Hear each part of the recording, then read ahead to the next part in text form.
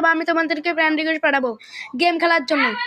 আমরা আরেকটা customer add করে দিয়েছি, কারণ মুন্না ট্যানকে তো মানে বুঝতেছে না যে আমি যা তো প্রো প্লেয়ার, সেটা তো মুন্না ট্যানকার জানে না।